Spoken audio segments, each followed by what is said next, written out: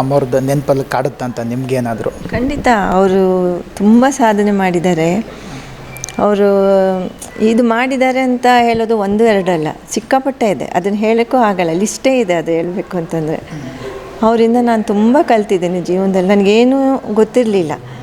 So ಅವರು ಯಾವಾಗ ನನ್ನ ಹತ್ರ ಬಂದಾಗ್ಲೂ ನೀನು ಇನ್ನೊಬ್ಬರಿಗೆ ಮಾದರಿಯಾಗಿರಬೇಕು ಅಂತ ಹೇಳ್ತಾಯಿದ್ರು.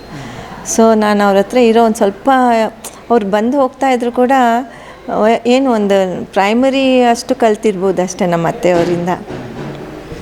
ಕೊನೆಯದಾಗಿ ನಿಮ್ಮ ಬಾರಿ ಏನು ಮಾತಾಡಿದ್ರು ಅಂತ ಅಮ್ಮವರು ನಿಮ್ಮ ಹತ್ರ ಕೊನೆಯದಾಗಿ ಅದೇ, ನಾವು ಇಷ್ಟು ದೂರ ಇದ್ದೀವಿ, ಅಲ್ಲಿ ನಮಗೂ ತುಂಬ ಕಷ್ಟ ಆಗ್ತಾಯಿದೆ, ಏನು ಮಾಡೋದು, ಇಲ್ಲೂ ನೋಡ್ಕೋಬೇಕು ಅಲ್ಲೂ ನೋಡ್ಕೋಬೇಕು, ಅಲ್ಲಿ ನೀನಿರೋದ್ರಿಂದ ನಂಗೆ ಸ್ವಲ್ಪ ಧೈರ್ಯ ಇದೆ ಅಂತ ಹೇಳ್ತಾಯಿದ್ರು.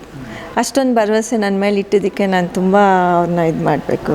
ಈ ದಿನಗಳಲ್ಲಿ ಎಷ್ಟು ಮಿಸ್ ಮಾಡಬೇಕು? ಅಯ್ಯೋ ತುಂಬ ಮಿಸ್ ಮಾಡ್ತಾಯಿದ್ದೀನಿ. ಎಷ್ಟು ಮಿಸ್ ಮಾಡ್ತಾಯಿದ್ದೀನಿ ಅಂದರೆ ಹೇಳೋಕ್ಕಾಗ್ತಾಯಿಲ್ಲ.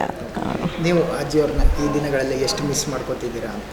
ಇಲ್ಲ, ಮನೇಲಿ ಬಂದರೆ ಎಲ್ಲಿ ನೋಡಿದ್ರು ಅವರೇ ಎಲ್ಲ ಜಾಗದಲ್ಲಿ ಇರೋಂಗೆ ಥರ ಇದೆ.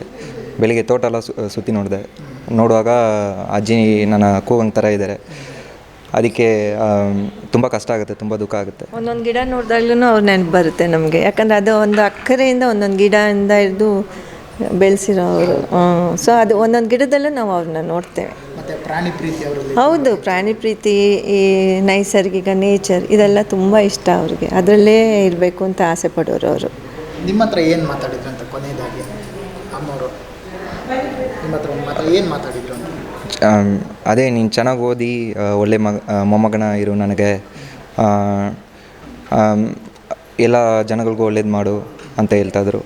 ನಮ್ಮಷ್ಟಕ್ಕೆ ನಾವೇ ಇರಬಾರ್ದು, ನಮ್ಮಿಂದ 4 ಜನ ಉಪಯೋಗ ಆಗಬೇಕು. ಸೊ ಅವರು ನಮ್ಮ ಅತ್ತೆ ಅವರು ಅವ್ರು ಹೇಳ್ದಂಗೆ ನಮ್ಮ ಯಜಮಾನ್ರು ನಡ್ಕೊಂಡ್ರು. ಸೊ ಅವ್ರು ಹೇಳ್ದಂಗೆ ನಾವು ನಡ್ಕೊತೀವಿ ಇನ್ಮೇಲಿಂದ. ನಿಮ್ಗೇನಾದರೂ ಒಂದು ಕಿವಿ ಮಾತು ಹೇಳಿದ್ದಂತ ಏನಂತ, ಒಂದು ಕಿವಿ ಮಾತು, ಒಂದು ಎಚ್ಚರಿಕೆ ಮಾತು ಏನಾದರೂ ಪ್ರೀತಿಯಿಂದ ಹೇಳಿದಂಥದ್ದು ಏನಾದರೂ ಇದೆಯಂತ ನಿಮ್ಮ ಹತ್ರ?